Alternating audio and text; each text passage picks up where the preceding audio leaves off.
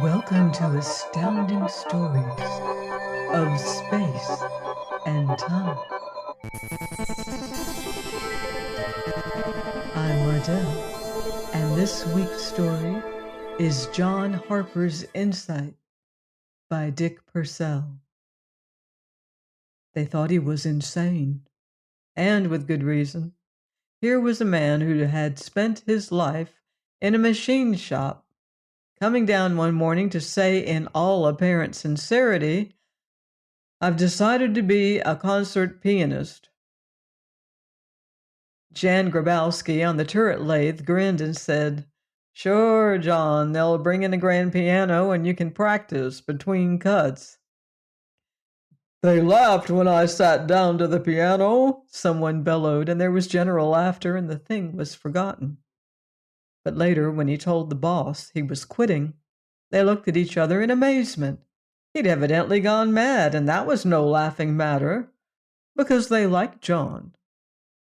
Sam Payne, harassed plant manager, still found time to be human. When he discovered John was serious, he sat down and gave him half an hour, figuring he could find the quirk and straighten the man out. As they went to his office, he swiftly classified his employee. John Harper, 33 years old, introverted, intelligent over and above his job, Harper seemed to be without ambition. Sam wondered about this, but had never had time to talk with him much. After the half hour was up, Payne sighed and let him go.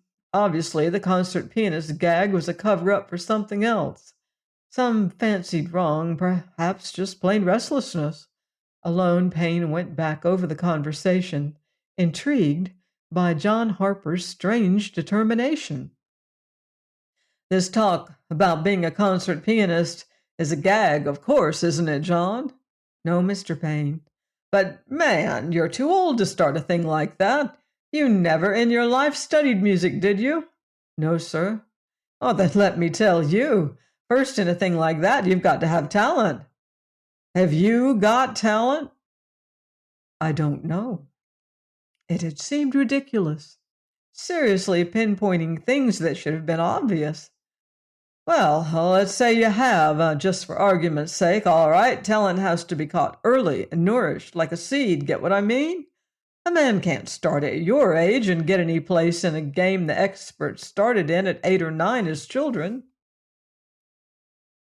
"You may be right, Mr. Payne, but maybe that doesn't apply to me. Maybe it does, of course, but I've got to find out." Sam Payne gave up. He told John Harper his job would be waiting when he wanted it again, even gave him an extra week's pay. But that was to salve his conscience, because he felt he should bring in a psychiatrist at company expense to see what had gone wrong with Harper. Then he shrugged and put the thing out of his mind. Funny things happen in this day and age, he thought. The trouble was, he didn't really know John Harper. No one did. A bachelor, Harper lived alone, thought alone, and suffered alone. He hated the futility of his life, the work he was doing, the passing of unfulfilled days and nights. He felt a strong pull of destiny he could neither explain nor deny, an unreasoning certainty that he, John Harper, was meant for better things, or perhaps a single better thing. He lived with this certainty while the unfulfilled days and nights piled up until the misery became a pain and possibly demanded some sort of recognition by its very existence. At any rate, the morning of the day he quit his job, he had just awakened to the old familiar dread of the day ahead, a dread almost akin to a physical sickness. He was sure he did not go back to sleep, but he clearly saw, on the floor, within range of his eyes, a television set.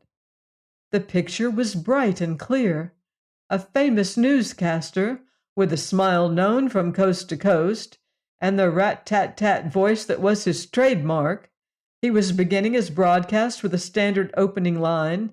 And now, folks, what's been going on in the world? John Harper, the great concert pianist, the man who brought long hair music into the home, the man loved by millions, will. The voice and the image vanished.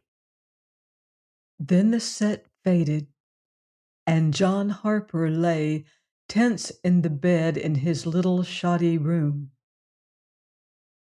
But a different John Harper now. In an instant, he became a dedicated man, knowing he had been building up to this moment for years. This was the incident Sam Payne did not know of, nor did anyone, except John Harper himself. He had a little money saved up, a few $100s, and he went straight to a music school. His difficulty was that he could not camouflage his ambition, or rather his intent, and after stating exactly what he proposed to do, he was turned down by 5 reputable maestros in a row. So he gave up seeking instruction and rented a piano. He was fortunately situated in that his room lay at the back of the resident hotel where he lived, and the walls were as thick as the building was old and shoddy looking. He bought some instruction books at a second-hand store and went to work. He practiced, plowing doggedly through the intricacies of the notes and scales until his money ran out. Then he got a job washing dishes and practiced all night until he was able to present himself again at a music school where the maestro was fortunately both honest and possessed of a conscience. His honesty said, "Send this man away," but John Harper had just enough pathetic skill and foggy talent that the instructor's conscience dictated the final policy. "I will teach you," he said, adding to himself, "it will be an act of charity, nothing more." He would have been astounded, however, had he known that 4 short months before, John Harper had not known even the scale. John told no one this. He told no one anything, but he applied himself to the piano with a single-mindedness that made a fanatic seem changeable as the wind by comparison. And soon, Professor Heinrich, he of the conscience, was confronted with something he could not understand.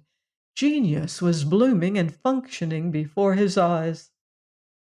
The rest is history. It is told in hushed tones how this sad-faced, middle-aged man, with no background, he was called the man from nowhere by certain romantically inclined critics, gave his first recital in New York City. It was given exactly 7 years from the day he told Sam Payne, "I'm quitting to become a concert pianist." The television networks found him quickly, and he rocketed to fame by giving classical music an interpretation that made it understood and loved by millions. It was said that John Harper gave more musical pleasure to the world in his brief 2-year career than had any other genius in a natural span. But of course, the 7 years had taken their toll.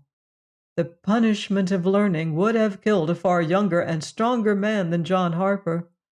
So after a tragically brief time at the top of his ladder, John Harper was the subject of a newscast by a famous newscaster with a smile famous from coast to coast and a rat-tat-tat voice that was his trademark, but not smiling as he finished his first item. "Be buried tomorrow in New York City." Please join me next time here on Astounding Stories of Space and Time. Until then, watch the skies.